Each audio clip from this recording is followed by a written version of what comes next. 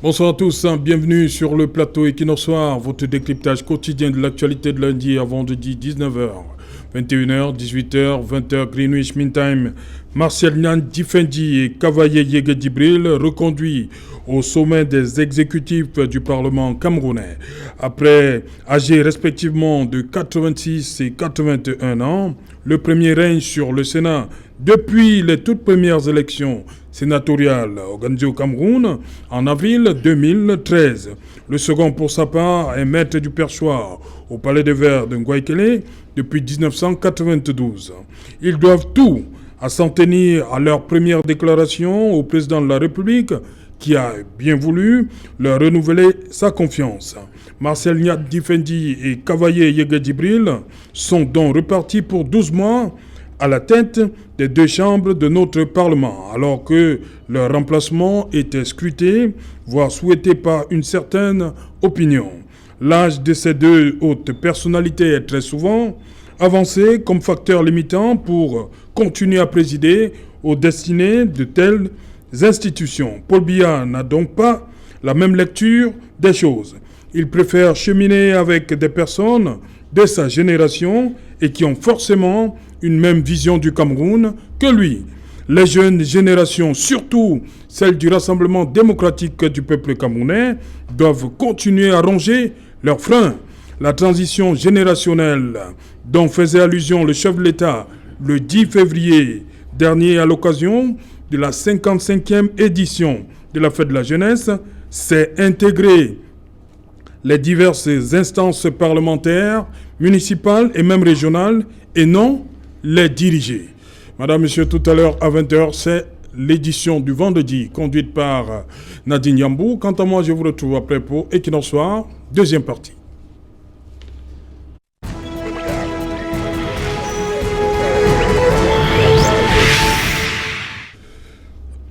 Parlement camerounais, comprendre l'immobilisme. Pour en parler, nous avons invité en plateau ce soir Dibombari Boka. Bonsoir, bienvenue. Bonsoir, cher Cameroun, chez vous. merci de me recevoir. Et voilà, Dibombari Boka, vous êtes du Mouvement pour la Renaissance du Cameroun et vous faites partie du bureau du porte-parole. Exactement, c'est ça. C'est ma qualité de membre du Mouvement pour la Renaissance du Cameroun que je suis là aujourd'hui. Voilà, vous êtes pas au Cameroun, c'est ça? Pas en permanence, oui. mais je suis camerounais, je suis bien content d'être ici. Votre nom, Dibombari Mbok, on a envie de comprendre. Dibombari, c'est un prénom. C'est un prénom, oui. Oui. Voilà, merci d'avoir accepté notre invitation. Voilà, Raphaël Ndougo, bonsoir. Bonsoir, c'est Jalon autour. Bonsoir aux millions de téléspectateurs de cette Champions League. Bonsoir à l'équipe technique qui vous accompagne. Vous allez nous permettre de féliciter nos frères et sœurs qui ont été déployés hier par le délégué général national ou si vous voulez par le président de la République. Je vais commencer par féliciter toutes mes admirations au commissaire Mefire Jacques Roger qui était dans cette ville de Douala, qui va donc désormais présider ou destiner la sécurité du côté de Monatélé. Bonsoir également et félicitations au commissaire Nzana Nicolas Olivier qui est également commissaire de sécurité publique de la ville de Sa. Bonsoir enfin à Nanahana Galus. Ok. Tout ça, ce sont des policiers. Le dernier nous regarde à Metomba village, Metomba en ce moment. Est-ce qu'il est policier? Je vais demander où est-ce qu'il nous regarde. Non, il a déjà été admis à faire voilà, ses droits à la retraite. Donc c'est un ancien policier alors? Non, c'était un haut cadre au ministère du Commerce. Ok, nous regardons seulement. Metomba, au village Metomba dans l'arrondissement d'Ngomza. Ok. Serge Mebikoy, bonsoir, bienvenue à toi. Merci bien, Serge Alain-Outou. Bonsoir à tous les copanélistes et de même qu'aux téléspectateurs. Je pense à une téléspectatrice fidèle de Equinox Soir, Josiane Lombakam, qui nous écoute depuis la France. Oui. C'est une inconditionnelle d'Equinox Soir. Ok. Donc voilà, Serge Mebikoy, hier, c'était une journée pas facile. Vous faisiez votre métier, c'est bien normal, hein? Bien sûr. De quel côté vous avez suivi ce qui s'est passé et au Sénat et du côté de l'Assemblée nationale? Vous avez suivi les premiers mots, comme je l'ai dit dans mon propos introductif, les premiers mots, c'était à l'endroit du chef de l'État. Comment comprendre ça? On ne remercie pas ceux qui vous ont élus, c'est-à-dire 185 pour Marcel Nyandi Fendi contre 147 pour Cavaillé Yigedibé. Pourquoi c'est le président qu'on remercie? C'est le président que le président du Sénat... On ne remercie pas les électeurs. Vous savez, il faut comprendre... C'était pas une élection, c'est ce que vous voulez nous faire comprendre. Je pense qu'on va bien y arriver. Oui, allez-y donc. Voilà. Je pense manifestement que dans les pratiques qui sont rituelles, voire ritualisées au Parlement camerounais, l'on constate manifestement que c'est l'exécutif, pas l'exécutif, mais le président national du RDPC qui détermine l'ensemble des élections qui se déroulent, non seulement à la Chambre basse du Parlement camerounais, mais bien plus à la Chambre haute du dit Parlement. Parce que vous savez bien qu'avant l'élection qui se passe à partir de la mi-journée, il y a toujours des réunions du comité central qui se déroulent en matinée. Lorsque vous avez vu les communiqués qui ont circulé, notamment non seulement dans les médias, mais bien plus sur les réseaux sociaux, vous constaterez que la première réunion qui a rassemblé les députés RTPC, c'était celle présidée justement par le secrétaire général du comité central, Jean Kuité, qui a pris soin justement de fournir les consignes systématiques du parti. C'est là où il y a véritablement un ensemble d'acteurs qui entrent en scène, à savoir le président du groupe parlementaire RDPC, Jean-Bernard Dogoïsomba, à qui l'on fournit justement ces consignes-là. C'est lui qui est chargé justement de participer à ces réunions-là, de même que d'autres membres du gouvernement, entre autres Madeleine Tuenté, Grégoire Ouna, entre autres membres du gouvernement. Vous constatez que lors de ces réunions, ce sont des consignes strictes du parti au pouvoir qui sont justement véhiculés de manière que l'on puisse désigner qui doit être candidat du RDPC à l'élection du bureau de la Chambre basse du Parlement camerounais. C'est ainsi que Cavaille a été désigné, il faut le dire ainsi, c'est pour la 29e fois à la tête de la Chambre basse du Parlement camerounais. C'est le même scénario qui se déroule également parlant du Sénat. Parce que après la réunion des députés du Rassemblement démocratique du peuple camerounais qui s'est achevée notamment en fin de matinée, dès 12h30, c'était la réunion avec les sénateurs du RDPC présidé toujours par le secrétaire général du comité central, Jean Kuité, qui a, dans la même veine, fourni les mêmes consignes. Donc lorsque vous voyez aujourd'hui que les deux présidents de la Chambre haute remercient le président de la République, le président national du RDPC, il s'agit là véritablement de constater que c'est lui qui détermine systématiquement le vote de ces députés. Donc on a l'impression que ce n'est pas le vote en tant que tel, pour parler trivialement, mais il faut rencontrer la désignation de celui qui sont mandatés pour représenter, la Chambre basse du Parlement camerounais, et 2, la Chambre haute. Alors là, ça pose un problème dans un contexte où nous évoluons en démocratie. Parce qu'on a l'impression aujourd'hui que les députés n'agissent pas délibérément, c'est-à-dire en âme et conscience, de manière à pouvoir élire tel ou bien tel autre. La preuve en est qu'il n'y a pas un débat entre les différents élus de la nation, de manière que l'on puisse davantage constater que si tel autre veut porter sa candidature, qu'il y a un débat entre ceux qui veulent justement challenger par exemple Cavaillé Gibril ou bien quelqu'un d'autre. Comme on a eu à une certaine époque Adama Moudi qui avait levé le ton.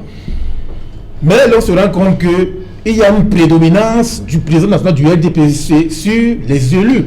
Au point où aujourd'hui l'on se rend davantage compte que lorsqu'il y a justement cette assemblée générale, lorsqu'il y a notamment ces élections, l'on constate, l'on précise justement le discours de mes remerciements à ceux derrière. Et alors là, il y a un tort justement à l'évolution du contexte démocratique, il y a un tort également au fonctionnement même de ce Parlement, parce qu'on a l'impression que ce sont les mêmes rituels qui nous sont présentés au fur et à mesure que les années s'écoulent, alors qu'en réalité, il y a un problème de fond qui doit être justement posé.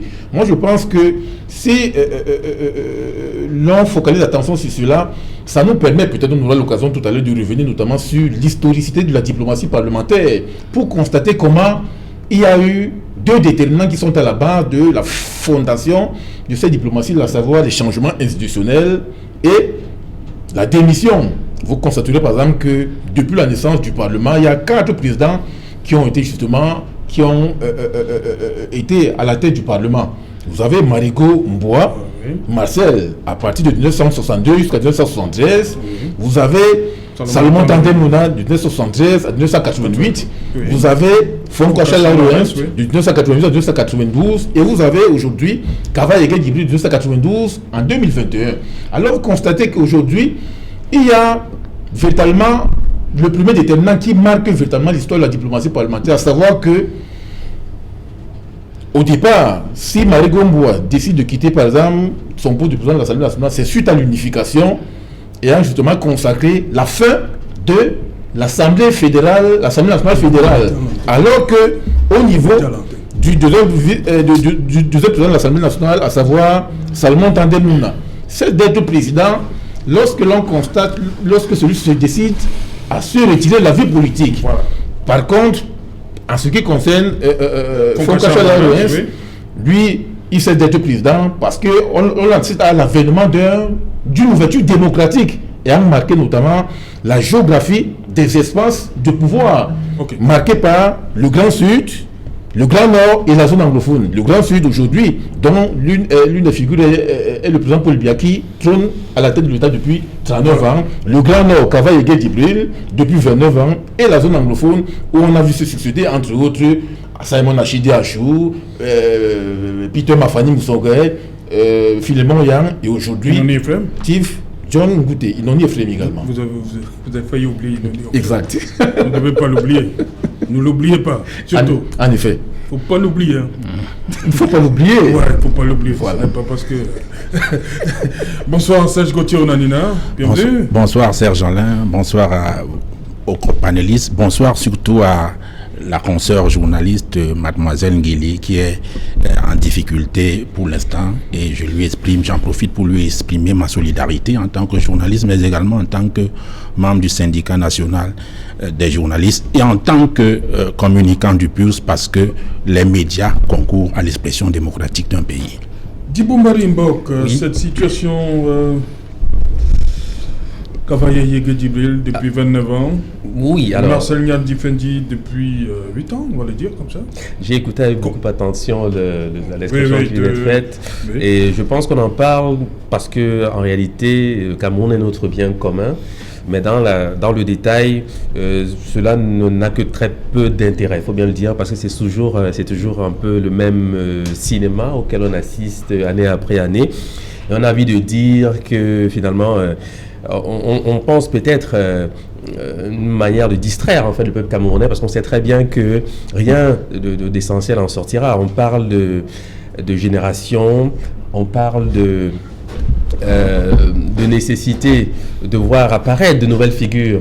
Et je plains en premier lieu d'ailleurs les militants du RDPC parce que je l'ai même dit dans mon propos. Voilà, parce que c'est un peu finalement leur maison qui ne sait pas passer la main, qui a des difficultés à considérer qu'une fois que le travail, même s'il est mal fait, il a quand même disons on peut estimer qu'au bout d'un certain temps on peut quand même souhaiter voir de nouvelles figures émerger. C'est pour le bien du pays. Donc moi, je ne ferai pas un commentaire sur les personnalités. Elles sont ce qu'elles sont. En Afrique, nous avons une relation singulière vis-à-vis de l'âge, parce qu'on estime que on ne va pas parler de la vieillesse de certaines personnes, même si dans le cas présent, c'est quand même une république et que on peut estimer que c'est le suffrage qui donne la légitimité. Mais dans le cas présent, c'est encore des consignes d'un élu qui dominent d'autres élus quand ils sont censés, dans une démocratie, observer une forme de rigueur vis-à-vis de leur choix, puisqu'ils sont censés être les élus du peuple, mais on comprend bien qu'ils sont d'abord les élus de M. Paul Biya, et que c'est M. Paul Biya qui finalement décide un peu de l'orientation des votes des députés. Voilà ce que je peux dire en forme d'introduction, disons. Voilà, Raphaël Ndougo, 2 hommes, Marcel Nian Difendi et Kavaye Djibril, 2 hommes en qui le président de la République, le président du RDPC, il faut le dire, a pleinement confiance. Ça veut dire que de ce côté-là, au RDPC, il n'a pas confiance aux jeunes. Déjà, chaque parti politique a ce qu'on appelle vulgairement la discipline. Donc dans la discipline, l'instance supérieure choisit qui va aller faire quoi, qui va où. C'est justement le président national qui décide de cela. Et il peut donc transférer ses compétences. Si vous voulez, il peut demander au secrétaire général de donner les consignes de vote aux députés. Mais ce qui est davantage gênant dans l'affaire, c'est que lorsqu'on observe ce film quand même que nous avons vu hier, qu'on soit du RDPC ou d'un autre parti. Un film? Oui, c'est-à-dire que l'image qui circule dans les réseaux sociaux, je vous assure que même étant de ce parti ou dans un autre parti étant camerounais, c'est un peu gênant. C'est un peu gênant pourquoi? Parce que je prends un peu le cas du Sénat, hein, de son président. Vous avez vu que ce n'est pas évident pour lui de se déplacer. Ça veut dire qu'il a un souci de santé. Alors, à un moment donné, donc, on peut se dire, est-ce que le président n'est pas au courant que son collaborateur a des soucis de santé, contrairement peut-être au président de l'Assemblée nationale? Parce qu'il faut le dire, ces deux personnalités ont déjà tant servi le pays au point où il ne serait même pas mauvais si elles venaient à aller se reposer et voir des choses et pouvoir même conseiller des jeunes générations. Maintenant, si vous demandez en interne, justement, ce qui dérange dans les partis politiques... On veut bien que c'est le point, mais qui pour remplacer ces deux-là? C'est le sens de ma question. Non, il y a plein de Camerounais députés là, de RDPC qui peuvent remplacer ces deux. C'est-à-dire que ça, c'est clair. Mais est-ce que le président, lui, il pense comme vous, là? Non, le président, lui, il a sa direction qu'il a fixée. Il a fixé le cap. Maintenant, est-ce que les conseillers qui sont autour de lui peuvent lui dire que non, monsieur le président, nous pensons, nous vous proposons que... Parce que lui, il avait dit autrefois, il y a plusieurs années aujourd'hui, qu'on n'a plus besoin d'aller au maquis pour exprimer ses opinions. Et on n'a pas dit sauf dans un parti politique. Ça veut donc dire que quelqu'un peut apporter son opinion sur tel ou tel sujet en interne pour essayer d'exprimer ce qu'il pense. Contrairement à beaucoup qui sont là à l'intérieur, qui font la politique de l'autruche. C'est-à-dire qu'on monte le derrière et puis on casse la tête. Beaucoup ne sont pas d'accord. Plusieurs députés du RDPC dans l'Assemblée nationale et même les sénateurs ne sont pas d'accord. Mais c'est en interne. C'est dans leur cœur qui souffre. Au lieu peut-être de dire que non, nous pensons que quand vous prenez... vous avez parlé à l'entame de votre propos de discipline du parti. Oui, c'est ça que j'ai dit. C'est-à-dire que même les réunions qu'on a convoquées, à 10h le Sénat, oui. Et puis à 11h, oui. On peut se dire des choses en 1 heure. 10h l'Assemblée, voilà, parlementaire de l'Assemblée. Très bien. Alors, 11h le Sénat. Le groupe, quelqu'un peut quand même dire ce qu'il pense, même si ce n'est pas ce qui sera retenu. J'ai parlé de la discipline, c'est vrai, mais je dis ceci. Quand nous voyons, nous pensons qu'aujourd'hui, ces deux personnalités, on y a beaucoup donné pour le pays. Quand vous prenez le cas de l'Assemblée nationale, vous voyez que monsieur, le très honorable Kabal Djibril, à 51 ans de l'Assemblée, si vous voulez. Il a déjà fait 51 ans comme député. Je crois que c'est le plus vieux député du monde, pas le plus vieux en âge. Ça veut dire que je ne sais pas s'il y a un autre dans le monde. Ça veut dire qu'il a déjà tout donné. À un moment donné, on peut également injecter le 109. Ce n'est pas exclu. Et du 109, il y en a en interne. Donc je crois qu'à ce niveau, si peut-être le président, lui, il continue à faire confiance à ces deux personnalités, elles-mêmes peuvent aussi dire, monsieur le président, nous pensons qu'au vu du poids de l'âge, au vu de ce que nous avons déjà donné, il n'est pas exclu qu'on se repose. Est-ce que vous ne pouvez pas faire confiance à la nouvelle génération? C'est-à-dire que si le président, lui, cela lui a échappé, ou alors il compte sur eux parce qu'ils font partie de son 11 ans dans sa politique, et eux, sur le plan justement du travail, il est possible que, par exemple, M. Nia dise que vraiment j'ai eu des soucis de santé toutes ces dernières années, je pense que j'ai déjà donné le meilleur de moi-même.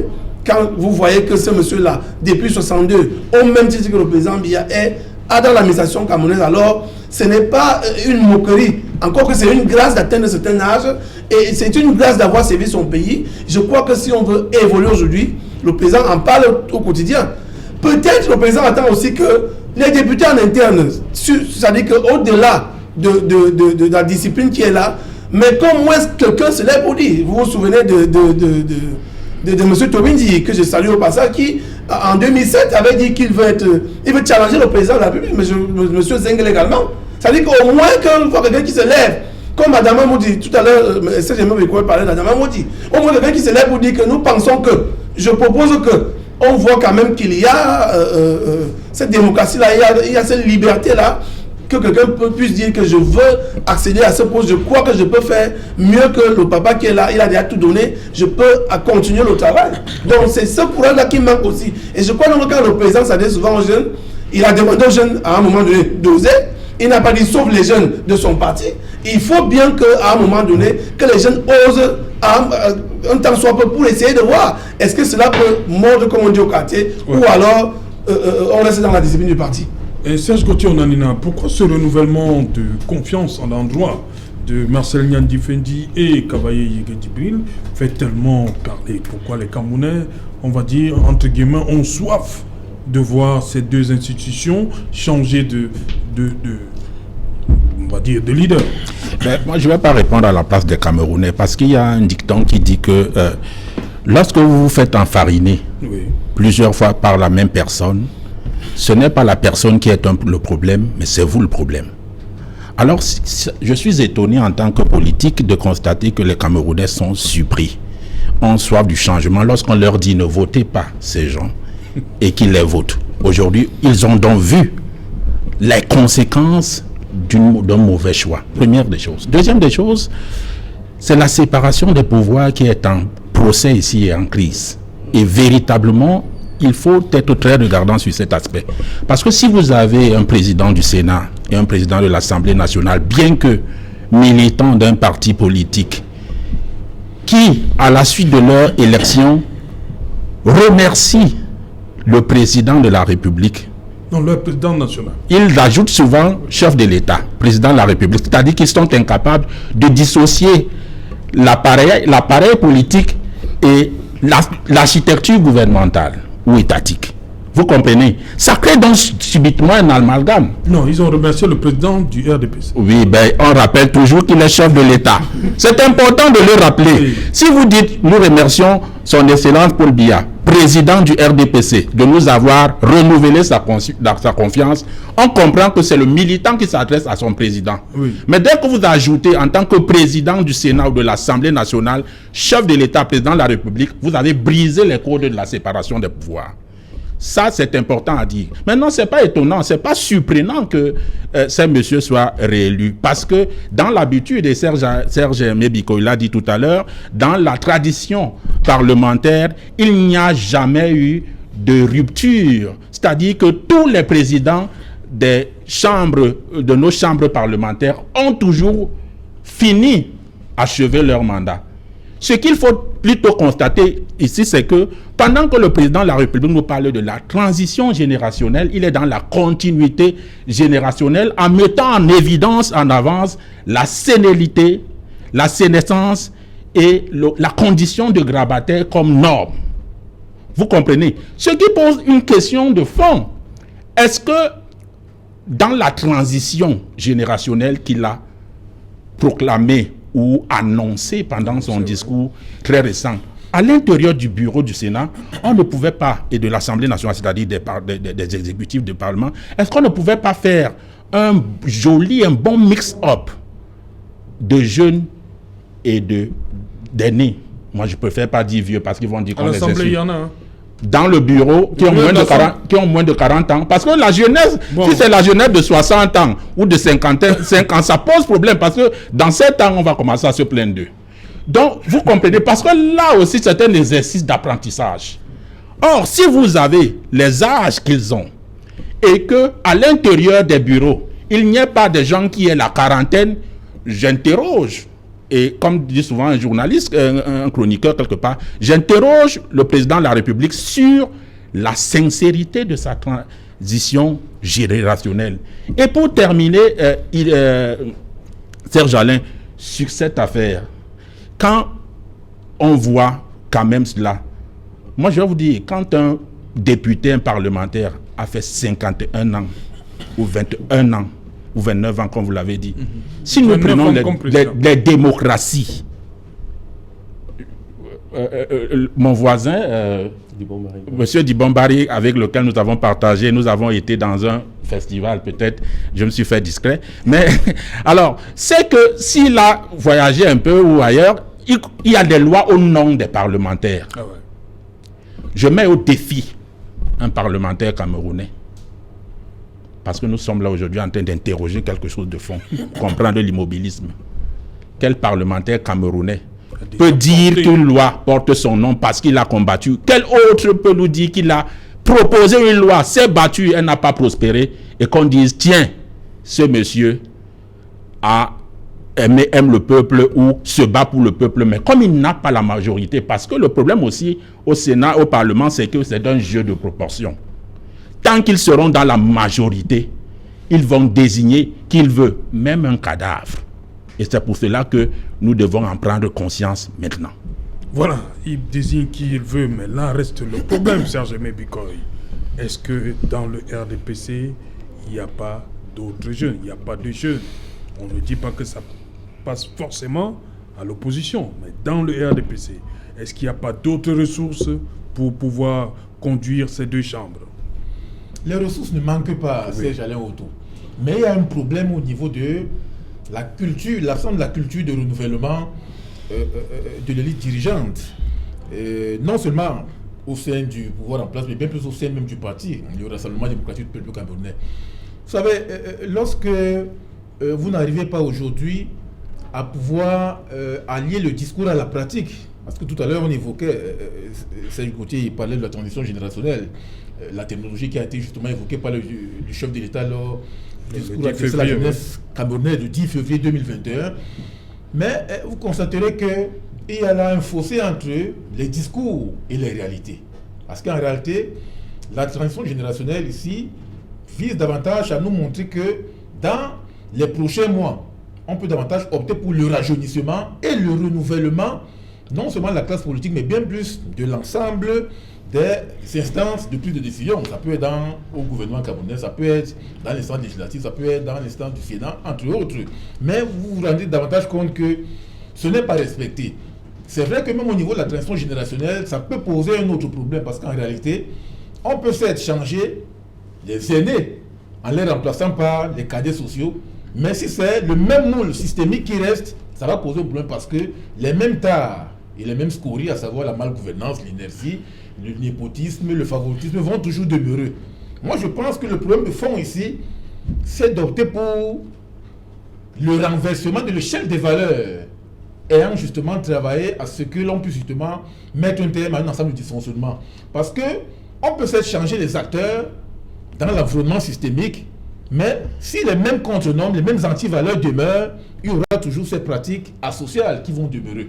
Moi, je pense que l'inversion de l'échelle de valeurs doit davantage nous permettre de transformer l'immoralité en moralité, la malhonnêteté en intégrité, la traîtrise en patriotisme, entre autres. C'est-à-dire, l'ensemble des antivaleurs devrait être transformé en valeurs, de manière que l'on puisse davantage opérer maintenant un changement ou bien une refonte systémique et systématique à travers les différents acteurs, aussi bien en amont qu'en aval. Okay. Mais on a l'impression qu'il n'y a pas cette culture politique de renouvellement et de rajeunissement dans l'ensemble des strates décisionnelles au sein de l'appareil étatique. C'est pour cela qu'aujourd'hui on s'interroge. Est-ce qu'il faut continuer à opter pour le paradigme de la pérennisation à la tête de l'État? Parce qu'on observe aujourd'hui le système de la gérontocratisation dans les strates décisionnelles. Ce sont ces personnes du 3e âge et du 4e âge qui restent demain. Est-ce qu'il ne se pose pas un problème de cheminement? Le président a commencé, le président est arrivé, il avait 49 ans, et ces personnes-là avaient forcément son âge, et c'est normal pour lui, hein, je suppose, qu'il chemine avec ces gens. C'est pour cela qu'aujourd'hui, il faut observer que le chef de l'État obéit à un ensemble de préceptes. Vous savez, on évolue avec les mêmes amis, les mêmes camarades de classe, les mêmes fraternes, parce que n'oubliez pas, on est là-dedans. Est-ce que c'est propre seulement au président Biya? On peut l'observer dans d'autres pays africains, parce qu'on est là dans un modèle de fonctionnement qui est universel, d'un pays à un autre, d'une communauté à une autre, parce qu'en réalité, les camarades de classe ont la propension à nommer justement leurs amis. On est dans la tentation à travers le réseautage, le parrainage ou encore le mandarinat. Je pourrais même ajouter le mentorat. Mais on peut également parler des groupes d'intérêt ou bien des lobbies qui sont même au sein de l'appareil étatique qui peuvent évoluer ensemble. Or, n'oubliez pas qu'au sein de l'appareil étatique, il y a également la fracture entre les différents lobbies. Tous les membres du gouvernement ne sont pas d'accord sur un ensemble de prise de décision. N'oubliez pas qu'il y a toujours une discordance par rapport à certaines mesures qui sont prises notamment par le Premier ministre. Souvenez-vous encore du schisme qu'il y a de temps en temps entre le ministre d'État, secrétaire général de la présidence de la République et le secrétaire général de la service du Premier ministre, ou encore des ruptures qu'il y a eu à une certaine époque entre le Premier ministre et la ministre des Arts et de la Culture, Amath Outoumou, pour ne pas la nommer. Donc, il y a certes l'évolution en fonction des groupes d'intérêt, des lobbies, des réseaux, des parrains, des mentors, mais tout comme il peut également avoir une rupture entre les différents réseaux dans l'appareil étatique. Parce que ne l'oubliez pas, on est là dans la guerre des longs couteaux. Parce que ce qui se passe aujourd'hui là, ne l'oubliez pas, même s'il y a toujours un ensemble de permanences structurelles qui règne, on est là dans la réflexion sur la problématique de la transition à la tête de l'État.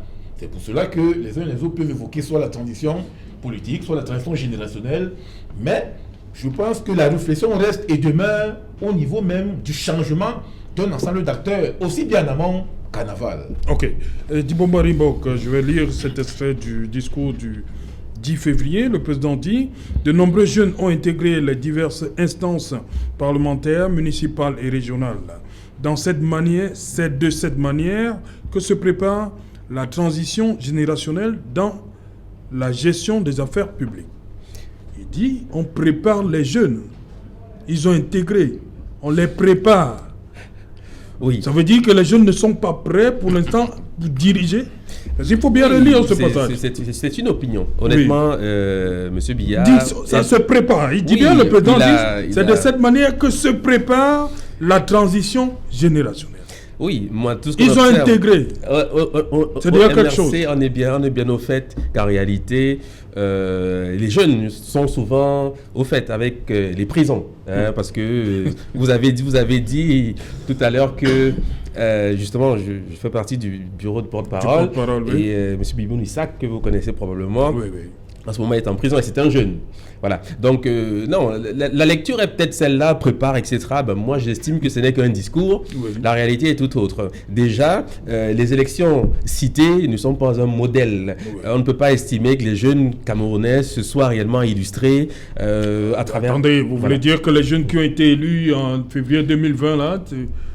Non, je pense qu'on est tous au courant des conditions dans lesquelles ces élections ont eu lieu. Et c'est une des raisons pour lesquelles au MRC, nous avons toujours le souci de rappeler que les règles en matière d'élection au Cameroun doivent être revues de manière consensuelle. C'est un discours maintenant qui est bien connu, donc ce n'est pas une nouveauté. Enfin, donc, l'idée, c'est simplement de dire qu'on ne va pas commenter les discours de M. Biya à l'époque où nous sommes. C'est-à-dire que pour nous, c'est un président qui a une... Non, c'est peut-être pour répondre à ceux qui sont surpris qu'il n'y ait pas de jeunes à la tête de l'Assemblée. Il a bien dit, on les prépare, ça se prépare.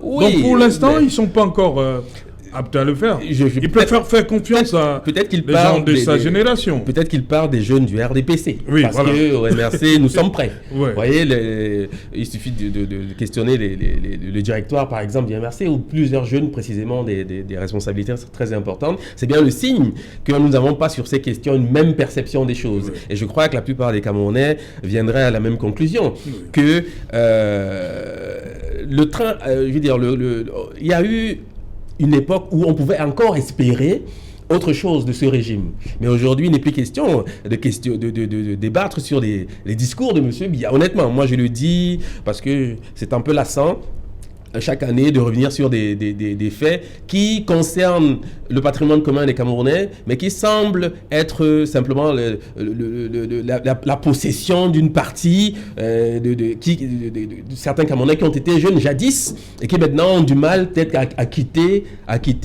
leur position de privilège. Parce qu'en réalité, s'ils ont eu cette chance, pourquoi ne pas l'accorder aussi à d'autres jeunes qui peut-être ont pour ce pays des rêves de grandeur. Voilà ce que je peux dire. Moi, honnêtement, je ne vais pas questionner. Voilà. Voilà, Serge Gauthier, on en est sur cet aspect. Les jeunes ne sont pas prêts pour l'instant. On les prépare juste à gérer. On les prépare, la réponse serait... Gérer les affaires publiques. C'est le président qui dit. La réponse serait... Comment expliquer que, eux n'ayant pas toutes les facilités technologiques, toute l'ouverture au monde, étant jeunes, aient été prêts, alors qu'en tant que cadre, ils remplaçaient un colon qui avait un diktat et qui n'avait pas la même culture que nous, et qu'aujourd'hui, le jeune qui est ouvert au monde, qui a toutes les facilités, qui a un niveau d'intelligence, il a cité 3 jeunes qui sont des références, qui, pour la plupart, pour 2 d'entre eux ont moins de 30 ans. Je me pose la question de savoir à quoi on doit les préparer. Je ne sais pas si pour construire un immeuble ici, si vous êtes ingénieur et que vous avez votre expérience de 5 ans, il va vous falloir avoir 90 ans ou 70. Vous comprenez que ça pose un problème. Mais ce qui m'interpelle, Serge Alain, dans l'immobilisme du Parlement, c'est aussi le rôle du député et son travail. Parce que c'est de là où naît le problème. Je vais vous expliquer. Vous savez pourquoi il y a immobilisme au Parlement? Parce que 90% des députés, supposons que tout le Parlement à 90% soit aux couleurs du RDPC. Personne n'a battu campagne pour un projet de société qui lui est propre. Tous ont dit, votez-nous pour qu'on permette au président Biya de mettre en œuvre sa politique. Est-ce que vous comprenez? Moi, j'ai été candidat au municipal et je coche des appareils, je suis sur le terrain ce qui se passe. C'est la rhétorique. Ça veut dire qu'ils sont eux-mêmes, ils ont avoué, qu'ils m'excusent, mais c'est le fait, au Parlement, à l'Assemblée nationale et au Sénat, leur incapacité à penser eux-mêmes le développement de leur pays, dont la projection en termes de loi. Première des choses. Et je peux encore vous le démontrer sur le terrain en vous posant la question de savoir combien de cabinets parlementaires de 7 députés connaissez-vous, voyez-vous? C'est aussi un élément probant de leur incapacité donc à se projeter dans les réalités quotidiennes de leur population, de leur communauté pour les développer. Je vais encore plus loin. Nous sommes à l'ère du digital. Combien de députés et de sénateurs communiquent sur les réseaux sociaux? Ce sont des éléments d'appréciation de la capacité des gens à innover. Je suis juste déçu que ceux de l'opposition qui ont rejoint le Parlement, malgré, aujourd'hui, nous est donné envie de nous intéresser à la chose politique en réenchantant le champ politique, mais qu'on se rende compte que un an plus tard, la fougue qu'ils avaient a disparu. A disparu. Il y a une ou deux exceptions. Le député a 2 fonctions officielles et d'autres informelles. Contrôler l'action du gouvernement. Les députés, combien le font? Je vous prends à dévier. Vous dites, Serge Alain, si 30% des députés faisaient des sorties. Comme Jean-Michel Ninche? Oui, je ne veux pas lui faire de la publicité, mais non, c'est pas de la publicité, c'est un fait. C'est un fait, voilà. Ok. Comme lui, dans tous les cas, si 30% des députés faisaient ça, je vous assure que le gouvernement, ce gouvernement sera en difficulté, bien que eux, majoritaires. Voilà. Parce que l'obésité politique et numérique du Parlement serait atténuée par une forte communication médiatique de ces parlementaires sur le plan stratégique, et ça fragiliserait un gouvernement qui serait tout le temps en procès. Donc la majorité seule ne suffit pas. Elle ne suffit pas. Il y a des stratégies pour acculer un gouvernement, pour le pousser à bout. Et ça se passe dans les appareils. Quand les députés n'ont pas de cabinet, comment ils vont? Lorsque vous n'avez même pas de cabinet, vous pouvez appeler des étudiants qui sont en cycle de recherche. Ils vous constituent un cabinet. C'est de la consultation gratuite, monsieur, pour vous à la maison. Donc vous suivez. Oui. Donc il y a cela. Il y a d'autres facteurs, Serge Alain. Quand nous prenons le contrôle de l'action gouvernementale, pourquoi les gens veulent réduire le contrôle de l'action gouvernementale à seulement Yaoundé? L'exécutif va juste au niveau de la commune. Oui. Le député doit être... Ce n'est pas pour rien qu'on convoque des sessions parlementaires, parce qu'on se dit que l'honorable ou le très honorable ou le super honorable va rentrer chez lui. Non, il n'y a pas encore de super honorable. On est un peu dans l'ironie, vous comprenez? Non, c'est arrêté, très honorable. Voilà. Alors, vous comprenez qu'il est censé rentrer dans sa circonscription. Non seulement dire à sa population, voilà ce pourquoi je me bats au-delà du contrôle de l'action gouvernementale. Je me bats pour que telle loi soit votée. Mais je fais aussi le lobbying pour que tel projet qui vous a été affecté soit effectivement, financé à temps et réalisé tel qu'il se doit. Combien le font? Ils croient que c'est juste venir. Et je vais terminer par un élément qui va vous faire rire. Comment vous voulez que les députés, qu'il y ait mobilisme, lorsque parmi nos députés, une a été incapable de s'exprimer en français, en anglais, langue officielle du Cameroun, donc incapable de lire? C'est dans cette mandature. C'est l'une des questions d'éligibilité. Ce sont donc des faits. Ils passent dans le temps. Dans l'une des 2 langues officielles. Quand vous êtes donc, parce que quand vous êtes politique et que vous êtes incapable de penser par vous-même, vous recrutez. Mais lorsque vous êtes même incapable de penser et de recruter. Parce que si vous ne pouvez pas lire, vous ne pouvez pas écrire, il y a un niveau de réflexion que vous ne pouvez pas avoir. Je suis désolé, je n'insulte personne, mais ça se constate. Ok, Raphaël Ndougou, la jeunesse, vous parlez tantôt de Adama Modi. Pourquoi il n'y a plus d'Adama Modi? Non, Tout se passe depuis un certain nombre, depuis quelques années, c'est comme lettre à la poste. On a tué les Adama Modi. Pourquoi il n'y a plus? Il y en a, mais sauf Il y en a? qu'ils parlent sous les tables. Non, c'est qu'il n'y a donc pas d'Adama Modi. Non, peut-être oui, mais sauf que je vous ai dit que la posture de l'autruche voudrait bien que le derrière soit dehors et que la tête soit... Oui, dans le sable. Tout simplement. Or, il a dit qu'ils sont nombreux. Maintenant, si on va aller sur... Mais ils sont nombreux, on ne les entend pas. Vous avez lu un extrait du président de la République. Il faut dire d'abord qu'on sache de quelle jeunesse parle-t-on. Mais sinon, si on parle de... Si vous voulez bien. Ok. Le président dit ceci. De nombreux jeunes ont intégré les diverses instances parlementaires, municipales et régionales. C'est de cette manière que se prépare la transition générationnelle dans la gestion des affaires publiques. Très bien. Ils ont intégré. Ils ont intégré. Est-ce qu'ils peuvent maintenant, diriger? Quel est leur rôle après avoir intégré? Est-ce qu'ils restent là à croiser les bras, qu'ils attendent que le président demande que aller être candidat à l'élection du président de l'Assemblée? Non, mais comment ils vont être candidats alors que vous, il y a le secrétaire général qui a tenu une réunion pour dire que... Nous avons dit que nous sommes d'accord. Voilà. Nous avons même dit qu'il y a la discipline. Je vous pose la question de savoir où sont passés. On a tué les Adama Modi. Les jeunes qui sont là, justement, je ne sais pas pourquoi est-ce que au moins ils ne se font pas entendre. Parce que rien d'indépendance qu'on a eu au Cameroun, nous savons très bien comment on a eu l'indépendance. C'est-à-dire que le président, je crois, il y a 2 ans ou 3, il avait rappelé aux jeunes il avait demandé aux jeunes de se rappeler des héros qui ont lutté pour que le pays soit au niveau où il est. Ils étaient tout jeunes et puis ils ont bataillé. Ils n'ont pas attendu les bras croisés. Je vous assure que si les gens continuent à attendre les bras croisés, tant que ces messieurs-là sont là et qu'ils sont capables de respirer, ils vont toujours rester aux mêmes endroits. Je vais vous prendre un exemple. Il y a des députés qu'on a eu... Mais ils sont là, Raphaël, ils sont là du fait de la volonté du... Oui, mais je vous assure que si... Est-ce qu'ils peuvent dire non? Si le président se rend quand même... Est-ce qu'ils peuvent dire non? J'étais en train de vouloir vous répondre que si le président entend quand même qu'il y a un groupe de jeunes de son parti qui demande qu'on rajeunisse ce bureau de l'Assemblée-là, il va savoir comment dire dans ses oreilles. Mais croiser les bras et dire oui, même si dans le cœur on n'est pas d'accord. C'est comme si le prêtre péchait, on dit amen. Même si on n'a rien compris, même si c'est pas dans sa tête, je vous assure que actuellement, si vous voulez voir le combat c'est que dès qu'un jeune a une opinion contraire à l'actualité ou veut vraiment critiquer ce qui se passe dans notre pays, les autres jeunes le taxent de traître, va créer ton parti politique, etc.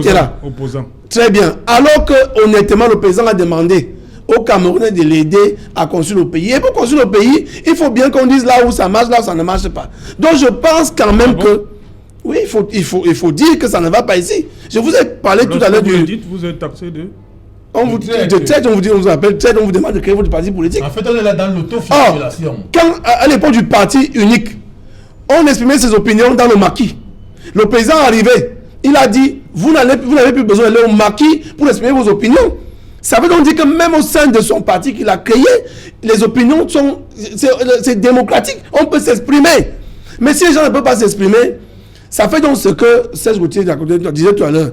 Parce que premièrement, il y a un problème de culture politique. Cette école de cadre que nous avons souvent évoquée ici n'existe plus.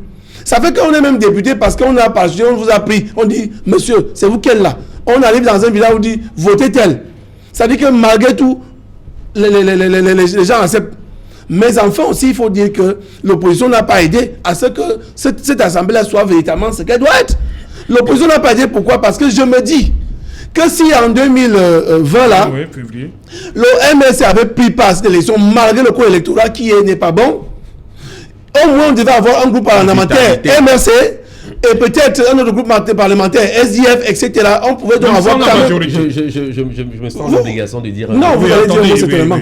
Parce que c'est un constat de quelqu'un qui est du RDPC et qui veut voir le pays fonctionner, qui veut voir le pays avancer. Ça dit que c'est pas parce qu'on est du RDPC qu'on pense que tout est bon ou tout est mauvais. Non, tout n'est pas mauvais, tout n'est pas bon. J'ai dit pourquoi, parce que à partir du moment, tout à l'heure, Serge Gauthier parlait des députés de l'opposition qui y sont. Ça dit que, je parle par exemple du parti de Kabal-Libi, l'honorable Kabal-Libi, ils sont 5. Si au moins il y avait d'autres députés, on pouvait quand même... Parce que vous avez vu qu'il y a eu des il a parlé des actions du Jean-Michel Nietzsche. Il dit que on avait peut-être dit Jean-Michel Nietzsche justement, à l'Assemblée nationale. Je vais donc dans la même lancée pour dire qu'effectivement, le fait de laisser la chaise vide ne nous aide plus. Au contraire, ça fait donc qu'on sera en train de se plaindre aujourd'hui, alors que le problème c'est nous. C'est ce qu'il a dit à l'entame de l'émission. 30 secondes, avec votre permission. Qu'est-ce qui peut expliquer que tous les députés et tous les sénateurs aient des membres de famille, de leur famille, qui ont des problèmes de carte nationale d'identité? Voilà un cas pratique de difficulté, de contrôle de l'action gouvernementale. Oui. Et que ils savent, oh, j'ai pas de carte, ma carte n'est jamais sortie. Et que ce soit quelqu'un qui ne soit pas parlementaire, bien que cadre d'une formation politique, qui pose des problèmes. Et qu'ils ne se saisissent pas de ce problème pour acculer l'institution en question pour qu'il y ait une célérité. Merci. Ça rend dans ce qu'on appelle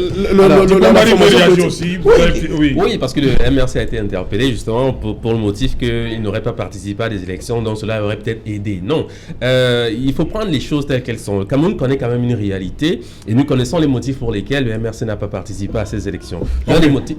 Permettez, on revient après le journal, parce qu'on fait des grands signes. Dans un instant, dans le 20h, Nadine Yambo.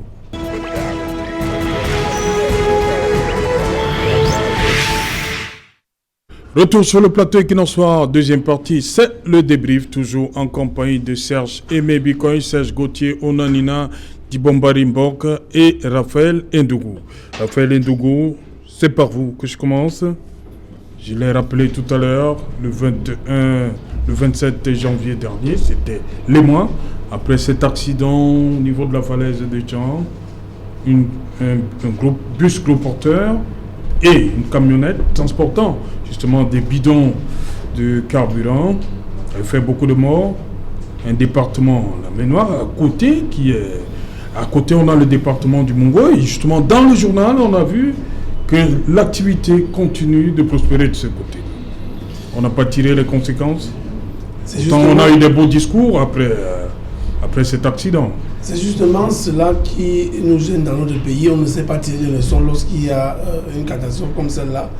Parce que on continue de vivre ça même dans la ville de Douala. Si vous prenez du côté dans la zone où on vend, si vous voulez, où on se ravitaille du carburant. SDP, c'est ça? Quelque part là, oui. Vous allez voir des jeunes gens vendre du carburant en bord de route. Ça dit que les motos taximens se ravitaillent là-bas. Donc, à un moment donné, on se pose la question, est-ce qu'on attend toujours qu'il y ait une situation? Peut-être qu'on prescrit une enquête. Jusqu'ici, je ne sais pas si l'enquête de cartons dont on venait de faire allusion a déjà été livrée. Honnêtement, qu'est-ce qu'il faut pour éradiquer ce phénomène? C'est facile. Ça veut dire que ce n'est pas compliqué. Il suffit d'aller couper le robinet à la source et puis, hop, il n'y a plus ça. Ça veut dire que qui ravitaille les vendeurs? Allons voir d'où vient le carburant frelaté. Si le robinet est fermé, le petit détaillant ne va plus vendre et puis le résultat des courses, il va trouver un autre job à faire. Or, vous vous souvenez que quand il y a eu cette affaire-là ensemble en 98, on avait interdit de vendre cette affaire-là, mais ça fait déjà plus de 20 ans. On continue de vivre la vente de carburant en bordure de route. Et parfois même, je vais peut-être vous surprendre, les forces de maintien de l'ordre, des voitures, des forces de maintien de l'ordre, s'y ravitaillent. Donc ça veut donc dire qu'il y a complicité. Comment ils n'ont pas de soutes? Je vous dis, je ne sais pas comment ça fonctionne, c'est-à-dire que les soutes sont là, mais comme les vendeurs savent que les forces de maintien de l'ordre viennent souvent les attraper, les gens les courses, donc, et ils ravitaillent les forces de maintien de l'ordre. Ça dit que ça ne souffre d'aucun doute. Ce n'est pas quelqu'un ne va pas me demander les preuves. Si les gens veulent les preuves, je vais pas aller montrer l'endroit où j'ai déjà vu. Donc, honnêtement, il faut qu'on tire des leçons dans notre pays. Je veux bien que les gens se débrouillent dans les villes, mais sauf qu'il y a une débrouillardise à risque. Ça veut dire que quand ça prend feu, on paie des Camerounais. Le camion dont vous venez de faire allusion, on ne sait pas d'où venait le carburant. Quelqu'un nous a même dit que c'était un bon carburant, mais qui avait été mal transporté. On connaît le mécanisme de transport de carburant. Oui. Donc honnêtement, on connaît le robinet. Allons au robinet, on ferme, comme quand on coupe souvent l'eau là, on ferme une fois, et puis les revendeurs n'auront seulement que les derniers bidons, et puis quand ça va finir, on s'arrête là. Vous avez également vu dernièrement, du côté des DIA là-bas, on a vu le ministre des Mines qui est descendu à travers, avec le délégué régional des Mines du littoral, où on a vu des bidons et des bidons. Le tenancier disait que c'était leur job, ils achetaient des bidons, c'est pas trop. Voilà, il disait que c'était une grosse perte pour lui. Voilà, ils nourrissaient des familles. Vraiment, allons questionner à la base. On dit chez nous, lorsqu'on a envie de soigner l'abcès, ça sert de poser le médicament sur l'abcès, il faut percer l'abcès et nettoyer avant de poser la mise de médicament. C'est ce Gauthier, on en est sur cette situation déplorable. Hein? Mais ça continue de prospérer. Comment comprendre à peine 2 mois? Nous ne sommes même pas encore le 27 mars. On a pleuré, on a dit carburant, mais l'activité continue. Mais moi, Serge Alain, moi je vais procéder à une lecture globale. Il en va de la contrefaçon du carburant comme du poisson pourri, des balances qui ne sont pas bien réglées, du pain qui ne correspond plus à la norme.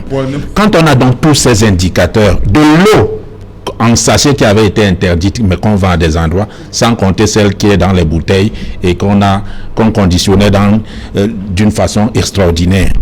Alors, ça pose un problème simple. C'est un problème de management et de gouvernance. Parce que dans le management et de la gouvernance, si vous êtes incapable de proposer des solutions, on se retrouve dans un environnement dans lequel il y a du n'importe quoi. Chacun fait n'importe quoi. Pourquoi ça arrive? Les gens pensent que quand on est ministre à Yaoundé seulement. C'est-à-dire qu'on te dit, on a un délégué départemental, il fait la paperasse. Voici comment nos amis de la fonction publique travaillent. Quand vous commencez à leur dire, les jeunes n'ont pas de projet, les gens n'ont pas, où sont même les projets, ils vous disent, les gens ne viennent pas au bureau. Mais j'ai envie de leur dire qu'il y a 2 techniques d'administration, de gouvernance. C'est-à-dire que lorsque les gens ne vont pas vers vous, vous êtes offensif, vous allez vers eux. Depuis que les ministres ont compris, oui, lorsque les ministres ont compris ça, que ça n'allait pas, pourquoi ils ne sortent pas de leur bureau? Pourquoi ils ne tapent pas les mains pas sur la tête de leurs délégués départementaux et régionaux? Et ils ne peuvent pas nous dire qu'ils ne voient pas le prix du pain, le poids du pain. Ils ne peuvent pas nous dire qu'ils n'entendent pas parler du maquereau, des choses qui sont pourries. Ils ne peuvent pas nous dire qu'eux-mêmes, ils passent par là. Ils passent par là. Serge Alain, la route de l'Ouest est l'une des routes les plus fréquentées. Et vous voulez qu'on dise tout ça? Qu'on dise que le pain, le poids n'est pas normal, les balances sont... On va dire que vous payez le Cameroun en noir. Surtout, vous êtes sur Equinox. Non, je ne dis pas, je ne peins pas le Cameroun en noir. Je parle de mon vécu. Non, on dit que vous allez vous monter... Mais des choses qui sont... Je suis désolé. Je suis peut-être surpris. On ne va non plus m'empêcher. J'appelle souvent ça le musellement de la pensée. Voilà. On est dans un monde dans lequel les gens doivent apprendre à accepter, primo, la contradiction. Parce que la pensée unique est finie avec la chute du mur de Berlin. Oui. Elle est finie. Même aujourd'hui, les gens de la démocratie, là, les gens veulent avoir... Non, il faut qu'on nous laisse dire ce... Moi, je vis ça. J'habite un quartier dans lequel la boulangerie qui ravitaille là-bas, certaines boutiques ne ravitaillent pas du bon pain. Et on est obligé de faire des centaines de mètres pour 1 kilomètre ou plus pour acheter du bon pain qui correspond à la norme. On ne va pas nous dire que le ministère du Commerce ne voit pas ça. On ne va pas nous dire que le ministre qui s'en va en week-end avec sa délégation ou bien parce que ils sont toujours dans les week-ends, dans leur village, ne passent pas, ils ne voient pas ça. Parce que c'est aussi ça. Vous voyez, aujourd'hui, il y a un directeur général qui a fermé. Ouais. Non, ben, c'est parce qu'il a fait un constat. Ça veut dire que même dans son cas... Vous parlez du fait comme. Voilà. Dans son cas... C'est quoi? Je ne veux pas citer parce que c'est une exception. Oui. Il faut qu'il le fasse de façon continue pour qu'on applaudisse. Parce que s'il fait ça et qu'il revienne refaire ça en 2025, ce sera un problème. Il faut qu'il le fasse. Non, dites qu'il faut qu'il fasse ça lundi encore. Lundi encore. Oui, c'est-à-dire après aujourd'hui, il continue lundi. C'est pour ça que je dis qu'il faut que ce soit continu. Le ministre peut en passant, le délégué régional peut en passant appeler dans son téléphone et dire j'ai vu quelque chose de grave en passant dans son véhicule. le délégué dans son ministère, s'il n'a pas le numéro du délégué, on va appeler le délégué concernant, lui dire voilà. Et lui va venir en tremblant, en se disant je joue mon poste. Il faut que ce soit comme ça dans ce pays. Ok. Voilà justement, Dibombari Mbok. Avant d'aller à Dibombari, on voit quand même. Absolument. On voit ce carburant-là qui est exposé. Des autorités passent par là. Bien sûr. On ne dit rien. C'est un problème de gouvernance, ça a été dit. C'est aussi un problème de complicité. Puisque j'apprends que les forces de l'ordre aussi s'y mêlent. Donc ça pose vraiment, il nous a surpris. Ça pose un sérieux problème parce qu'on ne s'attend pas nécessairement à avoir de ces connivences dans ce cadre-là, puisque c'est un problème de protection publique et il y a des décès dans ce type de situation. Alors moi j'ai envie de dire qu'il faudrait, au-delà du discours sur la gouvernance, avoir la culture aussi de l'audit, peut-être des processus. Parce que le peuple camerounais mérite certainement, à l'époque où nous sommes, ce qu'il y a de mieux. Parce que ce n'est pas les moyens qui manquent, c'est justement l'incurie, les détournements parfois qui créent ce type de situation. Et les complicités viennent avec cela aussi. Donc on ne va pas décrire débat après débat des faits que chacun sait observer. Il s'agit simplement de responsabiliser ceux qui prétendent être aux responsabilités et de dire que s'ils ne savent pas le faire, d'autres peut-être peuvent, justement les jeunes, peuvent peut-être amener de leur... Non, le président dit qu'on les prépare encore. C'est comme ça qu'on les prépare. On les prépare à la transition générationnelle. Non, il est temps peut-être de comprendre que le peuple camerounais souffre de ces manquements. Et il y a des morts au bout de ces manquements. Et il est peut-être temps, justement, de comprendre que c'est un mouvement global. Ce n'est pas simplement la description d'un fait de rue. C'est un régime, c'est un gouvernement qui a, de mon point de vue, montré ses limites, qui est à bout de souffle et qui tarde précisément à comprendre qu'il est peut-être temps de passer la main. Voilà. Okay. Serge Mabika, sur cette situation de carburant, on en parle. Il y a de même des personnes qui ont dit tout est faux, hein, c'est au Cameroun. Faux CNI, tout est faux, tout est faux. Les liqueurs, c'est terrible, tout est faux. Le faux et l'usage du faux. Voilà. Dans une chronique sociale, j'ai appelé cela la malédiction de la contrebande, la malédiction de la contrefaçon. Question d'expliquer que nous sommes dans un contexte social où, véritablement, des individus ont la capacité de façon permanente à contourner la norme. Là, j'interroge le sociologue que vous êtes. Justement. Dites-nous, comment la société camerounaise arrive à s'adapter à... On est obligé de passer par ces voies et moyens-là pour survivre, entre guillemets. En fait, nous sommes dans la logique de l'acteur et le système. Oui. Parce que si on se réfère notamment à Michel Crouzet qui a théorisé la sociologie des organisations, vous constaterez que l'acteur a une capacité de contournement des normes, des règles et des valeurs qui sont préconisées par tout système. Ça se passe en famille, dans les ONG, dans les entreprises, dans les médias, de même que dans la macrostructure étatique. Vous avez donc des acteurs qui savent véritablement ce qu'est la norme, ce qu'est préconisé justement la valeur, mais veulent justement faire émerger d'autres contre-valeurs, d'autres contre-normes pour justement user du faux et appliquer le faux. Lorsque l'on fait par exemple référence à la malédiction des produits de la contrebande, tout récemment on parlait notamment des vins frelatés. Oui. Lorsque les enquêtes ont été menées, nous nous sommes davantage rendus compte qu'il y a des réseaux qui sont multiples dans la dynamique de fabrication de ces vins frelatés-là. Parfois même ce sont des personnalités insoupçonnables qui sont derrière. Bon, même si on ne peut pas davantage, on va vous dire, bon, citez-les. Mais vous allez vous rendre compte que ceux qui sont présentés devant la scène sociale, ce sont des dédons de la France. Oui. Mais derrière ces jeunes qui fabriquent ces produits frelatés, il y a justement un ensemble de barons derrière. C'est pour cela qu'il y a un problème de fond. Lorsque vous voyez par exemple ces caves de vin qui pullulent, non seulement dans les snack bars, les cabarets, c'est comme les ventes emportées maintenant. Voilà. Hein. Vous vous rendez Les compte caves que de vin, c'est comme les ventes emportées. effectivement, ça se trouve même dans les carrefours où véritablement Vous attirez notre attention. C'est pourquoi ça pilule maintenant. ça pullule partout, dans les carrefours, dans les boutiques, dans les marchés, dans les ventes emportées, dans les snack bars, les cabarets, les boîtes de nuit. Si vous n'avez pas la capacité à distinguer la graine de livret, vous allez tomber dans la nasse et acheter justement ce qui est frelaté. Donc c'est pour dire aujourd'hui qu'il y a une absence il y a un relâchement de l'appareil coercitif. Parce que...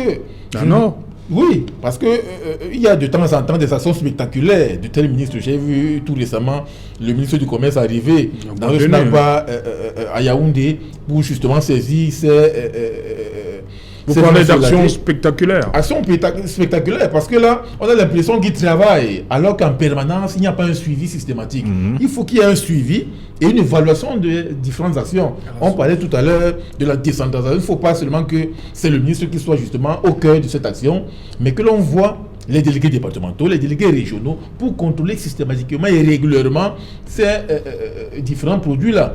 C'est lorsque l'affaire a justement droit de cité que l'on se rend compte qu'il y a une certaine embuscade d'un ensemble de personnalités de la République pour justement contrôler ces différents acteurs. Or, en réalité, l'on se rend compte qu'il n'y a pas un travail qui se fait de façon régulière, de manière que l'on puisse davantage permettre de savoir que 3 mois après ou bien 6 mois après, voici les enquêtes qui ont été davantage faites de manière que l'on a pu, de manière qu'on a pu traquer tel acteur ou bien tel autre. Donc, il faut véritablement que l'on puisse reficeler ce mécanisme de la gouvernance à telle enseigne que les uns et les autres puissent véritablement travailler, parce que c'est une question de responsabilité collective. Okay. Les petits et les grands sont justement au cœur de ces réseaux de la contrebande. Voilà, Djibombari, on revient donc, on vous a coupé, hein, oui. Heureusement, avant le 20h de Nadine Yambou. Vous vouliez répondre à Raphaël Ndougou qui disait que si votre parti avait participé au double scrutin de février 2020, les 30% que réclame Serge Gauthier Onanina, s'il y avait 30% d'opposition, par exemple, c'est-à-dire d'autres, Jean-Michel Ninche, beaucoup de choses, à son avis, ne seraient pas comme on voit aujourd'hui. Comme je l'ai rappelé, j'ai dit que les motifs pour lesquels le MRC n'est pas allé à ces élections est connu. Le boycott a été motivé par plusieurs faits, notamment, pour ne citer que la question de la guerre en Osso, oui. qui a laissé sur le banc justement une part essentielle de la population camerounaise. Donc il n'est pas question pour nous de participer de cela, parce que c'est comme une fuite en avant aussi, il faut le dire, et les conditions même d'une élection transparente n'étaient pas réunies. Donc on ne va pas refaire l'histoire, mais enfin c'est quand même ça. Ce sont quand même les motifs qui ont décidé, les dirigeants de parti à opter pour le boycott, qui était d'ailleurs un boycott suivi par le peuple camerounais. Donc c'est pas comme si les Camerounais n'ont pas compris cette démarche. Voilà. Ensuite, il faut dire que c'est une légende de croire que dans une assemblée comme celle qu'on observe au Cameroun depuis, je vais dire, les soi-disant indépendances, il peut y avoir un parti politique qui aurait comme ça à peser de son poids sur des décisions. Non, on n'a jamais réellement vu cela, parce que le jeu politique est déjà faussé dès le départ. Jeu politique faussé par les conditions qui permettent d'avoir accès précisément à la position de député. Donc, nous, on estime, et je pense avec d'autres, qu'il n'est pas dans la démarche au MRC d'accompagner le RDPC dans tout ce qu'il souhaite faire du Cameroun, et on voit les résultats aujourd'hui. Il est plutôt question pour nous de proposer aux Camerounais une alternative crédible. C'est le travail que nous conduisons déjà depuis quelques années, et je pense que les Camerounais le comprennent bien aisément. Et les partis politiques qui ont choisi justement la politique de l'accompagnement aujourd'hui, ils sont bien muets. On ne les entend pas trop non plus dans cette assemblée, malgré les promesses qu'ils ont pu formuler à l'époque où ils décidaient d'aller aux élections. Donc il est quand même important d'avoir ceci en mémoire, de dire que nous sommes encore dans la description des problèmes des Camerounais. La situation politique au Cameroun n'a pas dramatiquement changé depuis le temps. La preuve, c'est que aujourd'hui encore, il est question de parler d'un débat inclusif pour ce qui concerne un dialogue inclusif pour ce qui concerne les problèmes qui datent déjà depuis 5 ans. Donc on ne peut pas faire comme s'il y a un Cameroun qui fonctionne et un Cameroun qui tarde à rejoindre la grande famille. Donc nous devons remettre toutes ces questions à plat, et les moyens de le faire sont connus. Il s'agit notamment de revoir le système électoral et de régler une bonne fois pour toutes la question de la crise au Nosso. Voilà, Serge Gauthier, Serge Mebikoy plutôt. Je reviens sur le poste de président du Sénat, deuxième personnalité du Cameroun, et il y a cette crise dans le nord-ouest et le sud-ouest. Est-ce qu'aujourd'hui, vous avez fait le détail, Marigo Mboua, Salomon Tandemuna, Fonkachan Lawrence, et depuis 92, Cavaillé Yégué Djibril, deuxième personnalité, avant qu'on mette en place le Sénat. Est-ce que un président du Sénat anglophone cette situation, cette hypothèse peut contribuer à commencer un début, ça peut être un début de solution pour la crise anglophone. Si hier, du côté à Yaoundé, on avait élu un anglophone, on avait placé un anglophone à la tête du Sénat. Le problème ne réside pas dans le changement ou bien dans la mutation des équilibres sociologiques. Le problème de fond est éminemment politique. Serge Mebikoy, Oui, on a souvent reçu des invités ici, nos Camerounais du nord-ouest et du sud-ouest, qui disent qu'ils ont été floués et que le président, après un président francophone, c'est un président anglophone. Lorsque vous regardez, le président de la République, c'est un francophone, président du Sénat, un francophone, président de l'Assemblée nationale, un francophone, arrive enfin le Premier ministre qui est un anglophone. Est-ce qu'un président du Sénat hier, cette situation aurait pu désamorcer quelque part la bombe? Je vous comprends parfaitement. Nous sommes là dans la réflexion sur des éléments de fond. Parce qu'il y a le fond et la forme. Ce que vous relevez là... Et je veux ajouter, on a retiré, parce que Fonkachan, c'est depuis 92. Oui. Il est parti en 92. Oui. Donc un francophone a pris le président francophone, le président de l'Assemblée nationale francophone aussi. Un problème. Si aujourd'hui il y a une volonté politique visant davantage à changer de manière systématique la mutation des équilibres sociaux, parce que tout est parti des changements institutionnels et de la démission telle que je l'ai relevée à l'entame de cette émission. Parce qu'il faut aujourd'hui qu'il y ait en amont une volonté politique visant davantage à changer ces rééquilibres sociologiques. Parce que on a le Grand Sud qui est aujourd'hui, qui pilote la présidence de la République, le président de la République Paul Biya. On a aujourd'hui le Grand Nord, Kavaye Yeke Djibril, qui depuis 29 ans est à la tête de la Chambre de base du Parlement camerounais. Aujourd'hui, la zone anglophone qui contrôle la primature. Si maintenant, en amont, le chef de l'État se décide à changer ou bien à renverser ce jeu des équilibres sociologiques, je pense que ce sera l'entame d'une réflexion pour voir dans quelle mesure on peut maintenant débattre de fond en comble des problèmes relatifs à la crise sociopolitique et sécuritaire. Parce qu'en réalité, des discriminations aujourd'hui qui sont relevées ne se focalisent pas sur des éléments accessoires en termes sociaux, en termes économiques, mais le problème est éminemment politique. Il faut toujours le relever. Parce que c'est un problème de la refonte de l'État. Il y a là la coexistence d'un ensemble de grilles de lecture. Vous avez les fédéralistes, vous avez les sécessionnistes, vous avez les décentralistes, vous avez les régionalistes. Si donc, aujourd'hui, l'État qui a opté pour l'État unitaire décentralisé, ça ne va jamais rencontrer l'assentiment de ceux qui veulent aujourd'hui le sécessionnisme et de ceux qui veulent par exemple le fédéralisme. C'est pour cela qu'il y a toujours ces pesanteurs qui sont observés sur le terrain.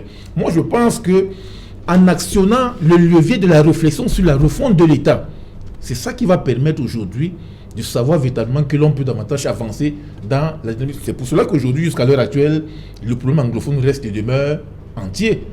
On a l'impression que de temps en temps, il y a une certaine relative accalmie. Mais après, on aperçoit les violences dans telle aile culturelle, bien dans telle autre.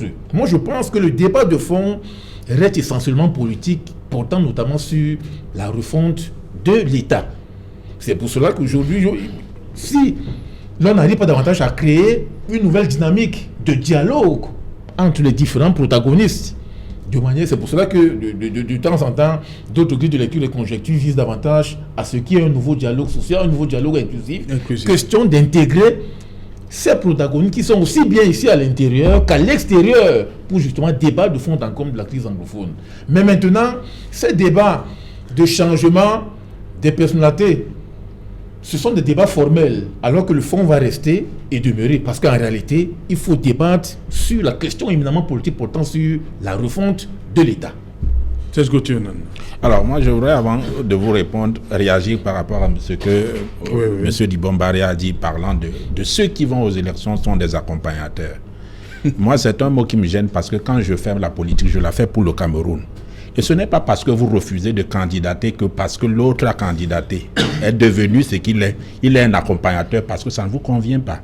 C'est-à-dire qu'il faut apprendre à respecter les choix des autres, à apprécier ce qu'ils font, sur la base de ce qu'ils font, et non pas sur la base de ce qui vous déçoit et vous énerve vous.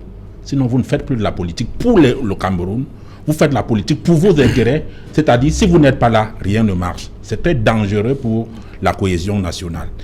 Quand j'ai fini de le dire, je reviens à votre préoccupation. Oui, Serge Gauthier. Cette préoccupation également me gêne. Pourquoi? Parce que la communauté anglophone, comme excuse de l'appeler comme cela, les populations du Nozo et du Nozo, donc du nord-ouest et du sud-ouest, ont un problème de légitimité par rapport aux personnes qui dirigent. Oui. Qu'est-ce qui nous prouve donc que si c'est un anglophone qui est président du Sénat, le problème va s'éteindre du moment qu'ils ont posé un problème réel du déni de légitimité de tout ce qui leur ont souvent été envoyé. Je pense que le problème de fond se pose dans la gouvernance et dans la capacité à redistribuer la richesse et d'en bénéficier. Ils estiment que par rapport à la zone francophone, il y a des aspects sur lesquels ils ne sont pas en avance ou au même pied d'égalité. C'est cela. Moi, on pourrait leur poser la question de savoir, le débat peut porter sur la personnalité politique, ça peut poser également sur être celui d'une unité de la langue nationale. Est-ce que le fait qu'on change de langue nationale va résoudre le problème? Si on a une langue camerounaise, est-ce que ça va résoudre le problème des frustrations en matière de développement?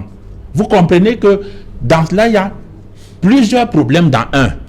Tantôt, ils vous disent que le problème est éminemment politique dans la répartition des postes. Voilà. Tantôt, ils vous disent que c'est une question de redistribution de richesses. Il faut donc que le problème soit donc clairement posé en plusieurs phases pour que ceux qui sont des interlocuteurs on aborde aussi la redistribution des postes. Voilà. Ça veut dire que les autres revendications existent aussi. Hein, elles existent. Maintenant, ça va poser donc le problème de légitimité. Si on prend là un président du Sénat qui ne les arrange pas. Qui est dans le RDPC? Par exemple, oui. Vous allez comprendre et vous ne voyez pas le système en train de leur proposer un président du Sénat qui soit de l'opposition. Oui.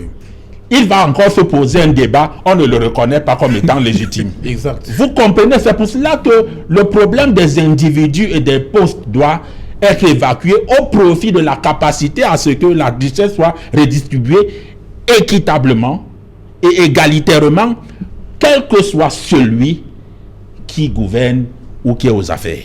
Voilà l'enjeu. Raphaël Ndougou, la distribution des postes. Oui, je sais. Permettez, oui. Bon, je vais vous donner la parole tout à l'heure. Non, dans leur revendication, au début de cette crise, ils avaient relevé. Ou un anglophone, président de l'Assemblée. Ils avaient relevé ça. Oui. Et le président a expliqué ils veulent des postes. Le président a expliqué, le président de la République avait expliqué que c'est le poste de Premier ministre a toujours été un poste qui a passé, comme on va dire, entre guillemets, aux anglophones. Maintenant, eux, ils estiment qu'ils veulent une deuxième personnalité. Peut-être. Ils veulent la deuxième personnalité. Voilà. Peut-être. C'est pourquoi j'ai dit président du Sénat. Entre les deux chambres, si on changeait, même si on va résoudre, pas que même si tous les autres problèmes seront résolus, mais si on changeait un peu, ça pourrait aussi calmer, qui sait. Même si c'est qu'on veut absolument certaines demandent la sécession, d'autres le fédéralisme. Mais on pouvait quand même choisir de mettre quelqu'un qui est de cette partie du pays. Peu importe sa chapelle politique. Mais beaucoup plus du RDPC, parce que le RDPC qui est majoritaire. On aurait dû le faire au Sénat ou alors à l'Assemblée nationale.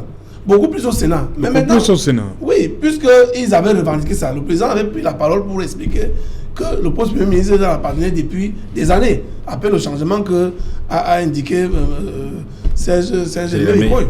Donc, à ce niveau, ils ont bien expliqué qu'il y a d'autres problèmes. Est-ce que c'est le choix des hommes? Mais à partir du moment où on commence quand même à trouver des solutions aux problèmes posés. Vous vous souvenez également qu'ils avaient posé le problème, par exemple, des grandes écoles. Ils disaient que et ils avaient un faible taux. C'est-à-dire que, par exemple, les NAM, que quand on enseigne beaucoup les NAM, ceux qui sont anglophones, même si je ne suis pas totalement d'accord avec ça aujourd'hui, parce que nous avons les enfants qui font donc cette section, et nous qui sommes de la partie sud, on envoie nos enfants pour aller à la section anglophone.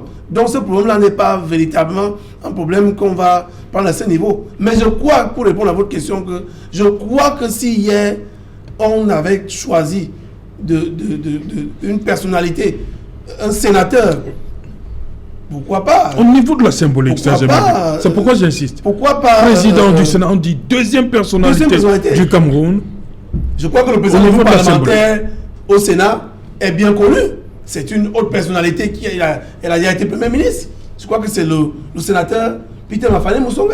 On aurait dû, pourquoi pas? Juste pour essayer. Il devait revenir, lui. Pourquoi pas?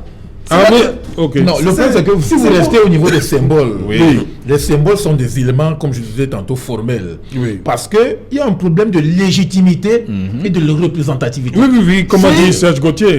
Là, on participe à désigner quelqu'un qui appartient au parti au pouvoir. Voilà. Ceux qui sont dans la composante des opposants ne vont pas se reconnaître dans cette personnalité. C'est pour ça qu'il y aura toujours des fractures en termes de discrimination, en termes de non-reconnaissance, en termes de disqualification. On va dire, bon, oui, on a seulement changé, c'est un jeu de chaises musicales, c'est-à-dire que on enlève Marcel Nifedi, on positionne par exemple Peter Mafane Moussongbe, qui appartient au RDPC, mais qui n'est pas légitime dans la communauté anglophone. Voilà. Bon, mais on n'a pas encore dit, c'est possible. On n'a pas dit qu'il est illégitime. Mais sauf que, restons sur la question de Serge Alain. Est-ce que si on le faisait, peut-être ça ne pourrait pas calmer une partie de ceux qui revendiquent là-bas? C'était un des problèmes majeurs. Ils se sont dit, et lui-même il a si bien fait de citer, je crois que c'est le premier ministre arrivé en 5e. 4e ou 5e, parce que je crois qu'il y a le Conseil économique et social aussi. Non. Bref, 4e personnalité. Donc, du coup, on pouvait le faire. Ne serait-ce que pour essayer de calmer avant de voir la suite. C'est voir la suite, c'est-à-dire que la grogne qui devait naître. Les autres problèmes. Devait naître que, bon, c'est. Il y a un problème de fond que vous ne voyez pas en 30 secondes. Dans un État, dans une architecture comme l'État, c'est l'exécutif qui tient tout. Et le Premier ministre est au cœur de cela. S'il a une bonne odeur de saint-État avec le président de la République, il peut orienter beaucoup de choses sur lui. Parce que c'est lui qui décide. Les autres ne votent que les lois. Non pas le même regard, non pas la même vision. C'est important à savoir. Effectivement, le président avait expliqué cela. Parce que le Premier ministre a un champ de pouvoir. Oui, de champ de compétences qui est totalement, je veux me dire, au-dessus de la deuxième personnalité. C'est-à-dire que la deuxième personnalité est là connue, mais le Premier ministre peut dire à un sous-préfet de X arrondissement, fais comme ça. C'est difficile, parfois on peut ne pas répondre directement favorablement à ce que le président de l'Assemblée ou le Sénat va dire au sous-préfet. Merci Eddie Bombari, on va sortir de la mission. Voilà. Vous voulez répondre à Serge Gauthier aussi également et dire deux choses concernant les noms qui sont énoncés ou la manière de concevoir. Oui, surtout la manière, pas forcément les noms. Parce qu'en réalité, c'est bien un problème de représentativité, de légitimité également. Bon, je pense qu'on l'a compris, parce que le cœur du problème, c'est la question de la forme de l'État au Cameroun qui doit se poser, parce que réellement, il y a des choses qu'il faudrait considérer de ce point de vue-là. Alors, concernant la remarque de notre Serge Gauthier, tout à l'heure, moi je ne connais pas de spectateurs qui se réjouiraient d'assister à un match où l'arbitre et l'équipe sont de connivence. C'est-à-dire qu'on veut bien participer à des élections, mais quand les règles ne sont pas les mêmes pour tous, on a beau s'égosiller, on a beau participer à ce jeu, en réalité nous sommes en train de cautionner une fraude. Il faut quand même se dire une chose clairement, que soit on fait de la politique honnêtement, soit on civilise la scène politique au Cameroun et les règles sont les mêmes pour tous, soit on accepte d'accompagner un pouvoir qui, lui, ne reconnaît pas les défaites éventuelles qu'il peut rencontrer. Donc, c'est ça le vrai problème. Malheureusement, ce ne sont pas les seules options d'analyse. Sauf que vous voulez enfermer l'analyse dans cela. On pourrait faire une émission dessus. On va revenir, c'est promis. Parce que malheureusement, on est arrivé. Merci, Bombari Mbok. Merci de m'avoir accordé ce moment. Merci beaucoup. Voilà. Vous entrez par Equinoxoa. Merci. Merci. On s'est compris. Il n'entre pas le plafond. Il joue la Champions League. Il a joué la Champions League une fois, lui. Merci également à Maître Ndiéou. Oui. Merci. Oui, c'est un peu par lui que j'ai... Voilà. Merci. Serge Gauthier, merci d'être passé. Je vous en prie. Bon bout. Ah oui, je suis allé un peu en province, il y avait de l'élimination intellectuel là-bas.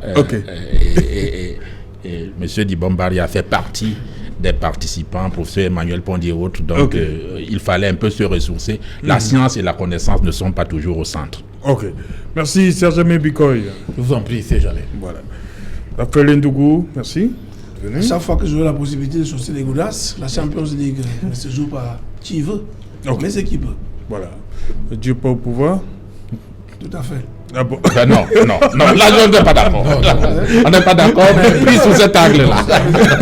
D'ailleurs, c'est votre champion. Il est là. Ok, merci, madame, monsieur. Nous sommes arrivés au terme de cette édition. Et qu'il en soit rendez-vous lundi lorsqu'il sera 19h. Bonsoir, Grand Batanga.